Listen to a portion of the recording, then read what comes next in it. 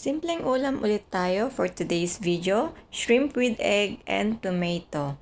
Ayan, magbati lang po tayo ng 3 pirasong itlog and then maghanda na rin po tayo ng ating mga rekado which is spring onion, garlic, cherry tomato or kahit anong klaseng tomato po. Ayan, meron na rin po tayo ditong nahugasang shrimp. Yung hipon po, pwede pong fresh. Kung wala naman po kayong fresh, pwede pong frozen. Kung ano pong meron kayong hipon, pwede po. So first po, kailangan po nating i-fry muna yung egg. Fry po pero hindi siya lutong-luto. Yung tama lang po na magbuo-buo siya.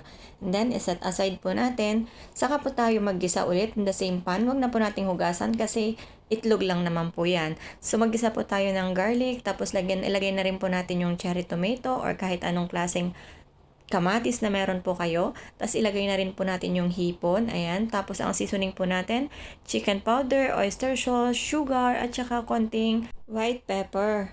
Ayan. I-mix lang po natin. Tapos pagluto na po, ilagay po natin ulit yung itlog na prinito natin kanina. And then mix again. Ayan, saglit lang po siyang maluto. Ayan, saka po natin ilagay sa plate. Tapos na po ang ating ulam. Tapos lagyan po natin ng spring onion for decoration. Ready to serve na po. Thank you for watching.